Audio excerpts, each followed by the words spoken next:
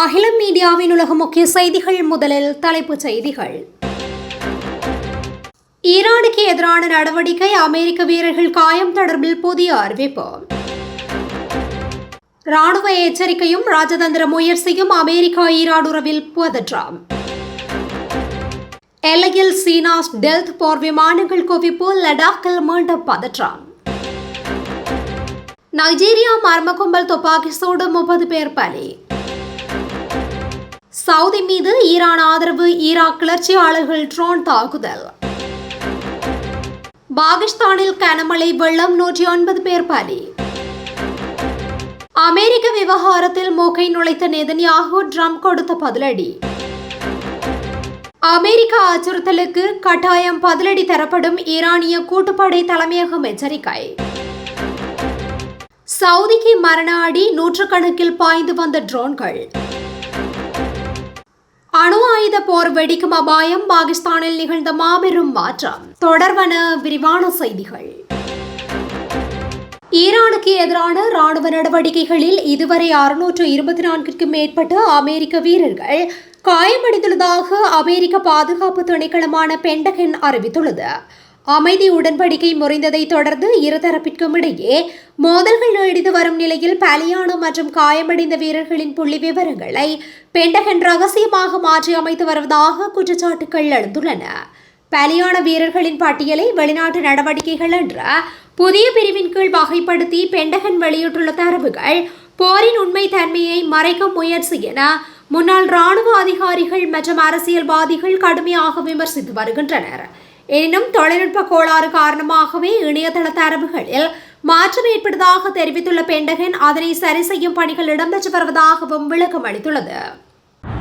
அமெரிக்காவிற்கும் ஈரானுக்கும் இடையிலான உறவில் ராணுவ எச்சரிக்கைகளும் ராஜதந்திர முயற்சியும் ஒரே நேரத்தில் தொடர்வதால் மத்திய கிழக்கில் ஒரு தெளிவற்ற சூழல் நிலவி வருவதாக ஊடக செய்திகள் கூறுகின்றன.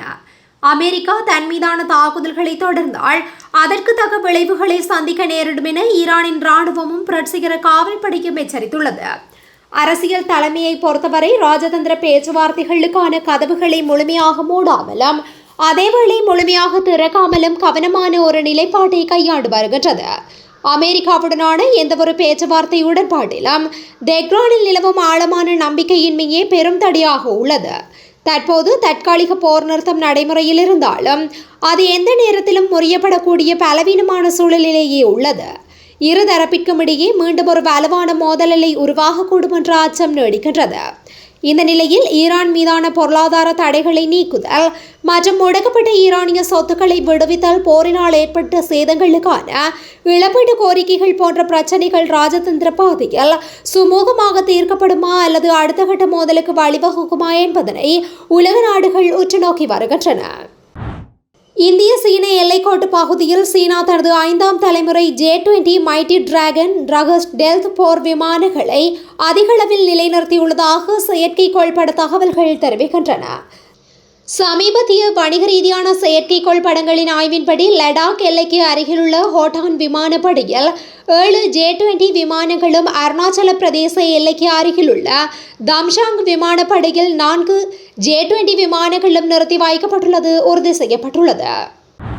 நைஜீரியாவில் ஒரு கிராமத்தின் மீது ஆயுதம் ஏந்திய கும்பல் நடத்திய துப்பாக்கி சூட்டு தாக்குதலில் 30 பேர் பலியாகியுள்ளனர். வடமேற்கு நைஜீரியாவில் கடுனா மாகாணத்தின் கவுரா பகுதிக்கு உட்பட்ட நெரிடான் கிராமத்தில் நேற்றிரவு மர்ம கும்பல் ஒன்று ஆயுதங்களுடன் புகுந்தது. அந்த கும்பல் நடத்திய தாக்குதலில் 4 பேர் பலியாகியுள்ளனர், பலர் காயமடைந்துள்ளனர். கடந்த ஆண்டும் இதே காலகட்டத்தில் இந்த கிராமத்தின் மீது தாக்குதல் நடத்தப்பட்டது என்று தெற்கு கடுனா அமைதி அமைப்பின் பாதுகாப்பு நெட்வொர்க் அமைப்பின் தலைவர் டெரக் கிறிஸ்டோபர் தெரிவித்துள்ளார். அவர்களின் உடல்கள் மீட்கப்பட்டு அருகிலுள்ள மருத்துவமனையில் வைக்கப்பட்டுள்ளன.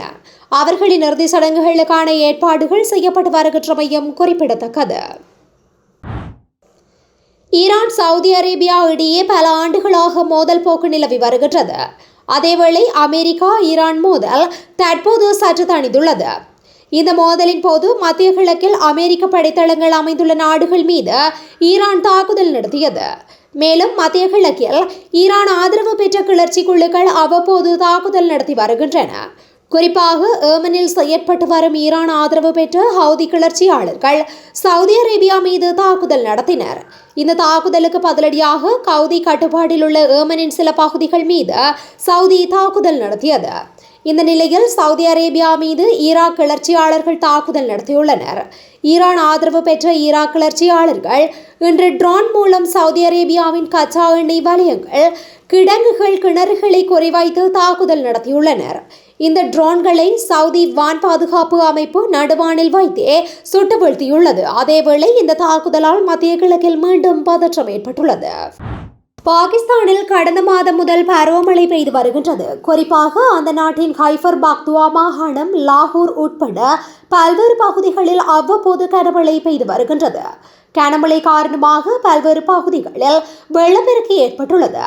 மேலும் கனமழை வெள்ளத்தால் ஆயிரக்கணக்கானோர் பாதிக்கப்பட்டுள்ளனர். இந்த நிலையில் பாகிஸ்தானில் கடந்த மாதம் முதல் பெய்து வரும் பருவமழை காரணமாக ஏற்பட்ட வெள்ளம், வீடுகள் இடிந்து விபத்து உட்பட பல்வேறு இயற்கை பேரிடர்களில் சிக்கி இதுவரை 109 பேர் உயிரிழந்துள்ளனர். அமெரிக்கா துருக்கிக்கு F-35 ரக போர் விமானங்களை விற்பனை செய்வதை இஸ்ரேலிய பிரதமர் பெஞ்சமின் நெதன்யாகு எதிர்ப்பு தெரிவித்ததை தொடர்ந்து அமெரிக்க ஜனாதிபதி டொனால்ட் ட்ரம்ப் அதிரடியான அறிவிப்பொன்றை வெளியிட்டுள்ளார். இந்த விற்பனை குறித்து தன்னை தவிர வேறு யாரும் தீர்மானிக்க முடியாது என்று அவர் தெரிவித்துள்ளார். துருக்கியிடம் ரஷ்ய தயாரிப்பான வான் பாதுகாப்பு அமைப்புகள் இருந்தால் அந்த நாட்டிற்கு போர் விமானங்களை விற்பனை செய்வது தற்போது அமெரிக்க சட்டத்திற்கு எதிரானதாகும். இருப்பினும் துருக்கிக்கு இந்த விமானங்களை விற்பனை செய்வதற்கான அனுமதியை வழங்குவது குறித்து பரிசீலித்து வருவதாக ட்ரம்ப் முன்னதாக குறிப்பிட்டிருந்தார். துருக்கி ஜனாதிபதி ரெசெப் தாயிப் எர்டோகன் குறித்து பேசிய ட்ரம்ப், அவர் தனது நண்பர், அவருக்கு நாம் என்ன விற்க வேண்டும் என்று வேறு யாரும் எனக்கு உத்தரவிட முடியாது என்றும், துருக்கி ஒரு சிறந்த நட்பு நாடு என்றும் கூறியுள்ளார். மேலும் துருக்கி இஸ்ரேலின் மீது பெரிய ஆதரவு கொண்ட நாடு அல்ல என்பதையும் அவர் ஒப்புக்கொண்டுள்ளார். ஈரானிய எல்லை கடற்பகுதியில் பயணித்த ஈரானிய கப்பல்கள், வணிக கப்பல்கள் மற்றும் எண்ணெய் தாங்கி படகுகளுக்கு கடந்த 3 நாட்களாக அமெரிக்க படைகள் நேரடி அச்சுறுத்தல் விடுத்துள்ளதாக ஈரானின் கத்தாம் அல்-அன்ஃபியா மத்திய தலைமையகம் குற்றம் சாட்டியுள்ளது.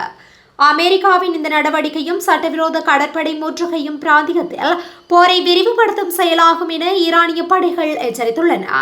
ஈரானிய பிராந்திய கடற்பகுதியில் அமெரிக்க ராணுவத்தால் விடுக்கப்படும் எந்தவொரு அச்சுறுத்தலுக்கும் அல்லது விரோத போக்கிற்கும் தங்கள் நாட்டின் ஆயுதப்படைகள் தகுந்த பதிலடி கொடுக்கும் என்றும், அமெரிக்காவின் இந்த நடவடிக்கைகள் பதிலடியின்றி கடந்து செல்லப்படாது என்றும் கத்தாம் அல்-அன்ஃபியா தலைமையகம் வெளியிட்டுள்ள அதிகாரப்பூர்வ அறிக்கையில் தெரிவிக்கப்பட்டுள்ளது.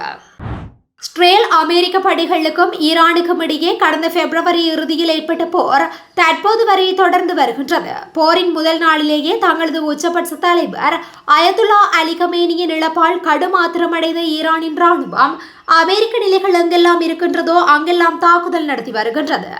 இதன் காரணமாக அமெரிக்க ராணுவ தளங்கள் உள்ள Saudi Arabia, Oman, Qatar, Kuwait, Bahrain, Iraq ஆகிய நாடுகளை ஈரான் ராணுவம் தாக்கி வருகின்றது.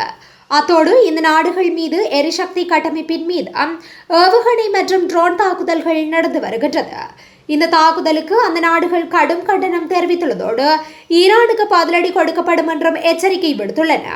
இந்த போரில் ஈரானுக்கு ஆதரவாக ஏமனின் ஹவுதி குழு மற்றும் ஈராக்கிலிருந்து செயற்படும் ஆயுதம் ஏந்திய அமைப்புகளும் பங்கேற்று வருகின்றது. இந்த நிலையில் உலக அளவில் மிகப்பெரிய கச்சா எண்ணெய் சுத்திகரிப்பு வளாகங்களில் ஒன்றான சவுதி அரேபியாவின் அப்கேக் ஆலையை குறிவைத்து நேற்று ஒரே நேரத்தில் 100கணக்கான ட்ரோன்கள் மூலம் தாக்குதல் நடத்தப்பட்டுள்ளது.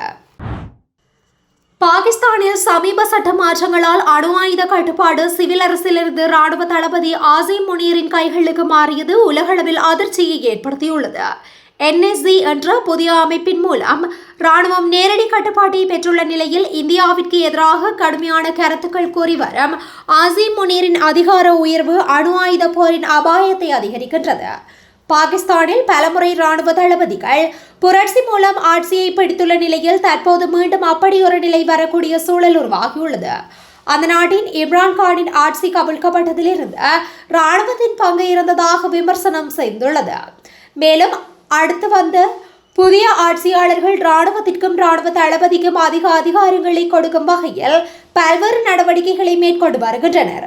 இதன் காரணமாக பாகிஸ்தான் ராணுவ தளபதி அசீம் முனீரின் அதிகாரம் நாளுக்கு நாள் அதிகரித்து வருகின்றது. அந்த வகையில் தற்போது பாகிஸ்தானின் அணு ஆயுத கட்டுப்பாட்டு அதிகாரங்கள் ராணுவ தளபதி அசீம் முனீர் வசம் ஒப்படைக்கப்பட்டுள்ளது சர்வதேச அளவில் அதிர்வலைகளை ஏற்படுத்தியுள்ளது. பாகிஸ்தானில் சமீபத்தில் கொண்டுவரப்பட்ட சட்ட திருத்தங்களின்படி ராணுவ தளபதி அசீம் முனீர் முப்படைகளுக்கும் சுப்ரீம் கமாண்டராக பதவி உயர்த்தப்பட்டுள்ளார். அத்தோடு முன்பு பிரதமரின் தலைமையின் கீழ் இருந்த NCA என அழைக்கப்படும் தேசிய கட்டளை அமைப்பிற்கு மாறாக NSC என அழைக்கப்படும் புதிய அமைப்பு உருவாக்கப்பட்டு அணு ஆயுதங்களை நிர்வகிக்க நேரடி செயற்பாட்டு அதிகாரம் அதன் கீழ் கொண்டு வரப்பட்டது. அத்தோடு இந்த NSC அமைப்பின் தலைமை பதவி ராணுவத்தின் கட்டுப்பாட்டில் உள்ள நிலையில் அணு ஆயுதங்களை இயக்கும் அதிகாரம் ராணுவத்தின் வசம் சென்றுள்ளமையும் குறிப்பிடத்தக்கது. இத்துடன் இன்றைய நாளுக்கான உலக முக்கிய செய்திகள் நிறைவடைகின்றன. தொடர்ந்தும் இதுபோன்ற செய்திகளை உடனுக்குடன் அறிந்து கொள்ள அகிலம் மீடியாவுடன் இணைந்திருங்கள். நன்றி, வணக்கம்.